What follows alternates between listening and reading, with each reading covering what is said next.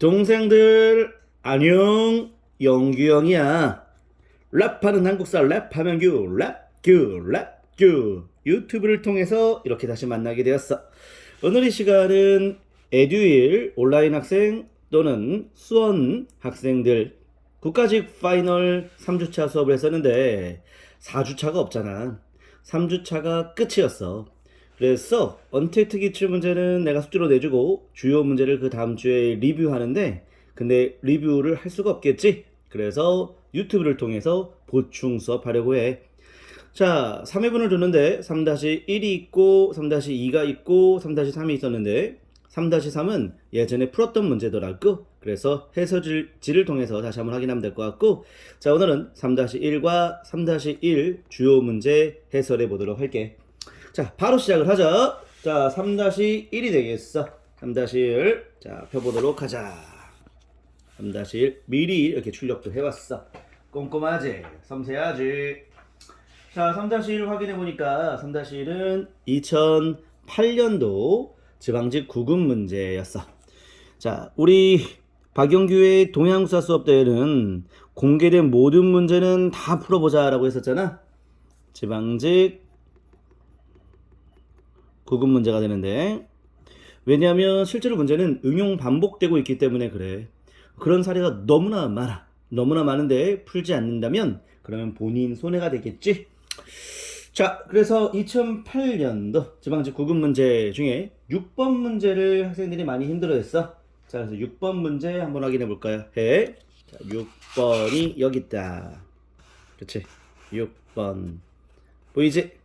자, 보자. 자, 6번 문제 가보도록 하자. 학생들이 많이 틀린 거는 내가 미리 형광펜으로 이렇게 칠해놨어. 자, 가볼게. 자, 6번 문제. 자, 다음에 단체와 관련된 설명으로 옳지 않은 것을 묻고 있는 건데, 국내에서 8.15 해방 직후 전국에 145개의 지부를 조직하였고 본격적인 건국 작업에 들어갔대. 해방 직후야. 해방 직후의 단체를 말하는 거지. 이 단체 바로 뭘까? 자, 우리 조선건국준비위원회 알잖아. 그치? 조선건국준비위원회였지? 여운형과 안재홍이 주도했지? 자, 중도좌파 여운형, 중도우파 자, 안재홍 인사들이 조직되었는데, 자, 그런데 좌파의 득세 바로 누구였어? 박헌영이 참여했었지? 그렇게 되면서 우파 민족주의자 안재홍이 탈퇴했던 거 맞아. 국내 치안을 유지하기 위해서 치안대를 조직한 것도 맞아. 여운형이 중심이 되어서 조직되었던 조선건국동맹, 요게 모체가 된 거 맞지? 자, 1번에 이 조선건국준비위원회는 국가를 선포했어. 어떤 국가? 조선인민공화국이지. 조선민주주의인민공화국과 전혀 관련이 없지? 조선인민공화국이야. 조선민주주의인민공화국은 완전 다른 국가야. 바로 북한의 공식 명칭이지. 자, 대한민국 정부가 1948년 8월 15일 출범했고, 그리고 1948년 9월 9일 북한의 공식 정부의 명칭 조선민주주의인민공화국이 선포된 거야. 조선민주주의인민공화국은 1948년 9월이었다라고 볼 수 있겠어. 조선민주주의인민공화국과 조선인민공화국은 완전히 다른 거로 이해해야겠어. 정확히 다르니까 자, 헷갈릴 수 있을 텐데 근데 문제 이렇게 나왔을 때 다음에 틀리지 않으면 되겠지 뭐. 잘했고. 자, 다음 문제 가볼게. 다음 문제는 11번 문제가 되겠어. 오우, 이건 진짜 어려워. 11번 문제. 야, 이건 진짜 역대급 문제였어. 실제 시험장에서 이런 문제를 딱 맞게 이제 맞다들게 되면 그러면은 우리는 어떻게 해결해야 될까? 한번 해보도록 하자. 상당히 어려운 문제였어. 자, 가볼게. 기업. 자, 승과를 실시하였고 합격한 승려들에게 법계를 부여했다라고 되는데, 자, 어쨌든 고려 때는 승과가 있는 건 맞지? 법계는 승려의 계급을 말하는 거야. 승려의 계급. 옳은 설명 되겠고, 내연 팔간회와 연등회가 성대히 개최되었고 왕이 보살계를 받는 보살계 도량이 별도로 열렸다. 야, 이 팔간회 연등회가 성대히 개최된 거 여기까지 맞는데, 자, 왕이 보살계를 받는 보살계 도량이 있는지, 야, 이거는 잘 모르겠어. 굉장히 생소한 선지야. 자, 디귿. 자, 승정을 담당하는 승록사가 있다라고 했고, 승군이 조직되어서 국방의 일익을 담당하게 됐다라고 되는데, 야, 이 승정, 승록사 이런 단어도 굉장히 익숙하지 않아? 어려워. 자, 리을 현존하는 8만 대장경 대부분 해인사에서 제작되었다. 야, 이거는 잘못되잖아. 우리 확실히 알잖아. 8만 대장경은 강화도에서 만들어졌지. 강화도 대장도감을 설치해서 자, 대봉 황젠기 때 만든 거잖아. 그리고 조선 건국한 다음에 합천 해인사로 옮겨지게 된 거지. 그래서 리을은 확실히 잘못됐어. 리을 지어보자. 리을 지어보고 기억은 확실히 맞잖아. 근데 기억은 다 맞네. 그러면 1, 2, 3번 중에 하나가 될 텐데. 자, 너무 어려워. 자, 그런데 말이야. 이런 문제 풀 때는 자, 어떻게 접근하면 되냐면 먼저 니은 8관의 연등이가 있긴 한데 왕이 보살계를 받는 보살계 도량이 별도로 열렸다라는 얘기인데 고려의 불교의 특징을 떠올리면서 실제로 고려에 이런 모습이 있었을까를 추정하는 거야. 너무 어려울 때는 그렇게 자, 추측해 가면서 가야 돼. 자, 불교는 왕의 보호를 받았잖아. 그러니까 왕이 무언가 자, 보살계를 받는 보살계 도량이라고 하는 불교 의식을 하지 않았을까라고 추정하는 거야. 그게 더 가능성이 높겠다라고 보는 거야. 자, 그 다음에 승정을 담당하는 승록사 어떤 관청인 것 같은데 이것도 승려와 관련된 관청인 것 같은데 있었을 걸로 예측되지 않을까? 승군이 조직되어서 국방의 일익 이건 확실히 맞아. 자, 여진을 격퇴하기 위한 별무반이 있었잖아. 그 별무반 신기군 신복은 항마군이었지. 그 항마군이 바로 승려부대였어. 승군 조직된 거 맞지? 이건 옳은 설명이야. 자, 그런데 자, 승정을 담당하는 승록사 잘 모르긴 해도 자, 어쨌든 고려 시대 때는 불교가 많이 진흥되었기 때문에 고려에 이런 불교 기구가 있었을 걸로 추정하면서 옳은 설명으로 가는 걸로 해. 문제는 그렇게 접근하는 거야. 자, 그래서 정답은 기역과 니은과 디귿 답을 3번으로 체크하면 되겠는데 전문적인 설명은 조금 이따 할게. 왜냐면 고려 불교에 대한 내용 중에 아주 디테일한 내용이었어. 자, 이제 설명해볼게. 자, 니은 연등의 8관이 성대에 개최된 건 확실히 맞잖아. 왕이 보살계를 받는 보살계 도량. 보살계 도량이 바로 뭐냐면 요 보살계 도량이 자, 왕이 보살 자격을 부여받는 의식을 맡는 거야. 왕이 보살 자격을 받는 의식. 이게 바로 보살계 도량이라고 하는 거야. 이 도량이라고 하는 것은 뭔가 의식, 자, 의례 이렇게 볼 수 있겠어. 그래서 보살계라는 것은 보살 자격을 부여받는 거라 볼 수 있었어. 자, 그래서 왕을 보살 자격으로 이제 인정해주는 그런 불교의 의식이 있다라는 얘기인 거야. 그렇게 이해하면 되겠고. 자, 그 다음에 승록사라고 하는 것은 불교의 행정기구라 보면 돼. 불교의 행정기구. 승정 자체도 불교의 행정이라 보면 돼. 그래서 승록사는 불교의 행정기구가 자, 당시 국가 차원에서 있었다라는 것을 이해하고 가면 될 것 같아. 자, 그래서 고려는 불교가 이렇게 종용됐기 때문에 이렇게 왕도 보살계를 받는 보살계 도량이 있었고 국가 차원에서 자, 불교 행정기구 승록사라는 것이 있었다. 뭐 이 정도만 접근하고 넘어가면 될 것 같아. 자, 정답은 기인이 D 이렇게 하는 걸로 하고 그런데 이 선지 4개 나와가지고 옳은 것을 모두 찾는 것에는 상대적으로 하나, 2개 될 가능성은 높지 않고 다 맞거나 아니면 3개 맞거나 그럴 가능성이 좀 더 높은 경향을 보여. 문제의 통계상. 그래서 어쨌든 뭐 항상 그런 건 아니고 근데 정말 모를 때는 이 적게 선지가 자 이렇게 나열된 것보다는 조금 많이 나열된 것 중에 하나가 답이 된다라고 생각하면 좋을 것 같아. 이거는 문제를 완전 버릴 경우 포기할 경우 그때 찍는 법에 대한 얘기를 한 거야. 아, 그리고 한국사 자 시험 마지막 한 문제 싸움에서 자 정답률을 높이는 잘 찍는 법에 대한 특강은 내가 조만간 올리도록 할 거야. 자, 이렇게 해서 11번은 마치도록 하고 그 다음에 자 우리 19번 가보도록 하자. 19번 3-1 19번 문제야. 자, 해보도록 하자. 자, 19번 문제 여기 있지? 자, 보자. 자, 조선시대 때의 의궤에 대한 묻는 문제가 되겠네. 자, 보자. 조선시대 때 의궤는 자 어떤 것이었는가? 먼저 의궤는 조선의 자 아주 중요한 국가 왕실 차원의 왕실이라는 게 중요해.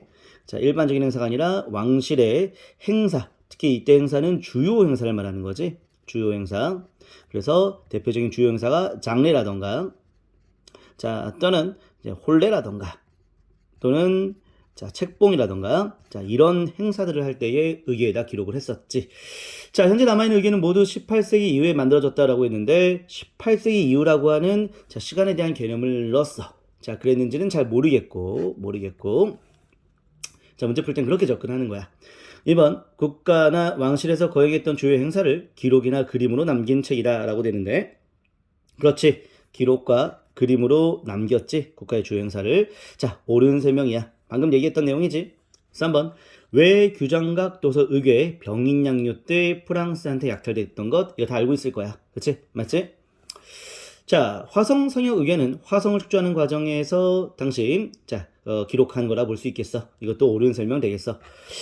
옳지 않은 건데 2, 3, 4가 우리가 다 배운 개념이었고 근데 1번에 18세기 이후인지 이건 시기에 대한 내용인데 자 우리 혹시 기억나는 분은 어떻게 머릿속에 떠올릴 수 있을까? 의궤는 조선 초부터 만들었긴 했지만 외란 이후 것이 남아있다. 그래서 17세기 이후의 것이 남아있다. 이렇게 기억하면 되겠지? 그래서 정답은 1번 되겠어. 확인해보니까 17세기 현존에 나는 가장 오래된 의궤는 의인왕후 장례에 대한 내용을 담겨졌던 그런 의궤라고 볼 수 있어. 의인왕후 산릉 의궤 도감이라고 하는 게 있어. 의인왕후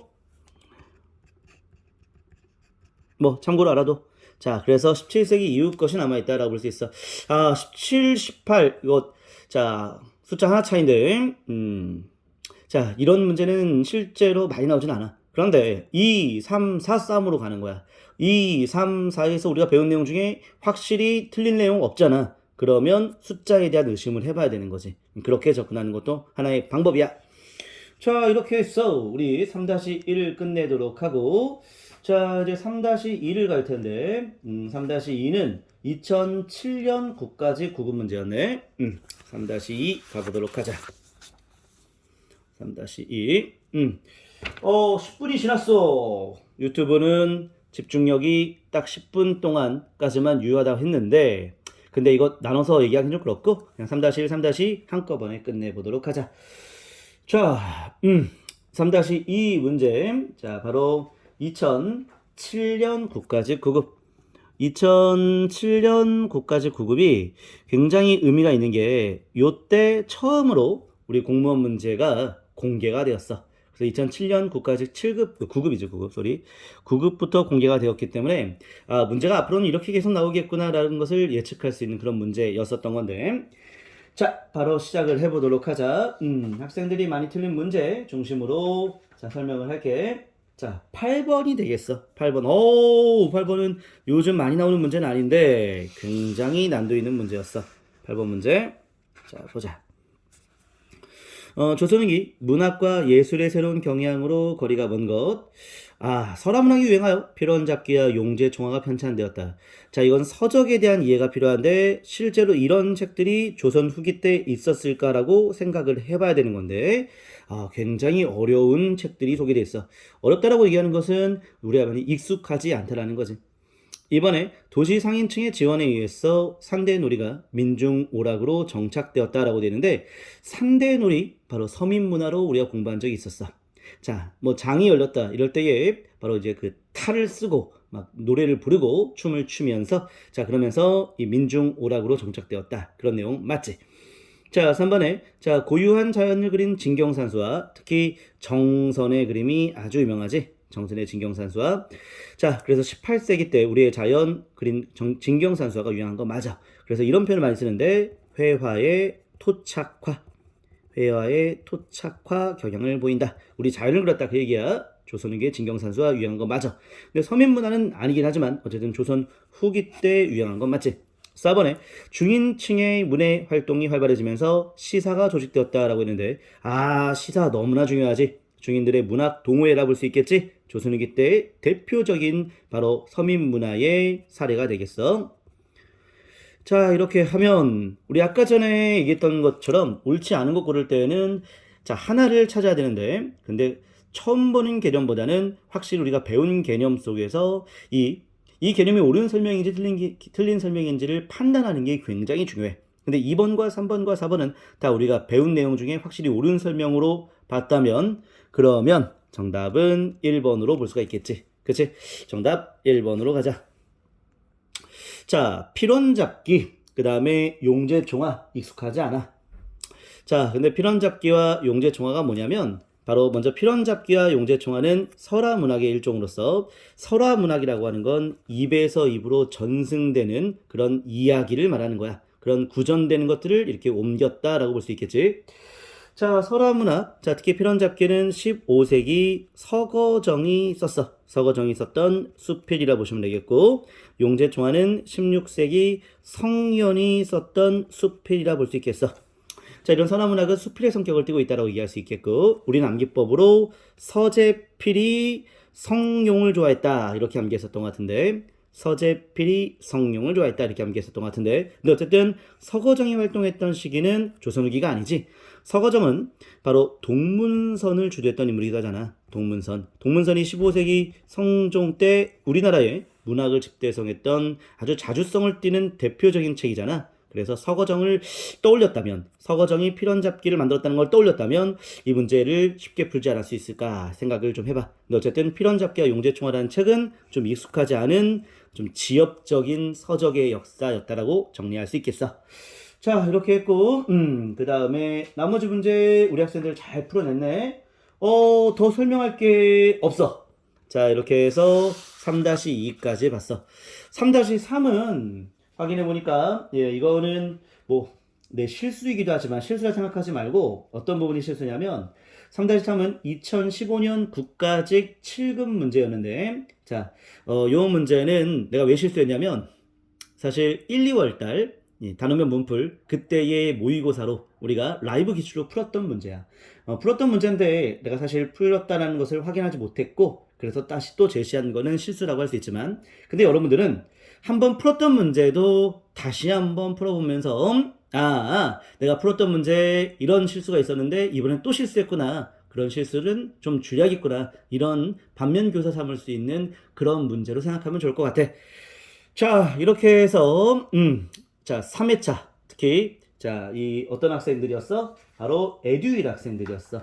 에듀윌은 바로 국가직 시험 대비를 3주만 진행을 했었잖아. 그 3주 동안에 진행했던 모든 내용들을 다 마쳤어. 자, 우리가 3주 때에 바로 지난주에 언택트 기출에 대한 해설을 했었고, 아주 까다롭고 문제가 고난도로 나왔을 때 응용력을 높일 수 있는 국훈 모의고사 했었고, 얄딱구리 한국사라고 해서 2022년에 출제되었던 기타 직년의 고난도 문제의 선지를 이렇게 분석을 했었지. 그리고 국가직에는 유네스코 문제가 항상 한 문제씩 나오는 경향을 보이기 때문에 유네스코를 또 정리하는 시간도 가졌었고, 그리고 한열매 시즌 1, 자, 문제집을 말하는 거지. 자, 출판본 문제집. 자, 출판된 그 문제집에 정오표를 이렇게 실어놨었어. 자, 안 왔던 것이 바로 언택트 기출을 숙제로 줬던 건데 그에 대한 문제를 리뷰를 했기 때문에, 자, 국가직 시험 대비에 우리가 목표했던 모든 과정들은 다 마쳤어. 자, 수고했고 국가직 시험에서 최고의 실력을 발휘하고 오면 좋을 것 같아. 그러면 다음에 만나. 안녕. 잠깐만. 국가직 같은 경우는 내가 이거 하기로 했어. 국가직 같은 경우는 바로 시험 직후에 유튜브 해설을 예정해서 4월 2일 자, 오후 한 2시 이전으로 좀 예측이 돼. 근데 시간은 조금 오버될 수도 있긴 할 것 같아. 근데 최대한 2시 이전에 해설을 업로드할 예정이야.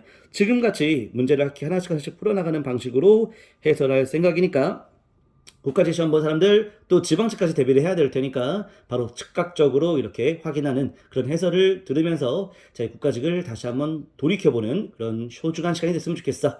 자, 오늘 여기까지야. 수고했어, 동생들. 안녕.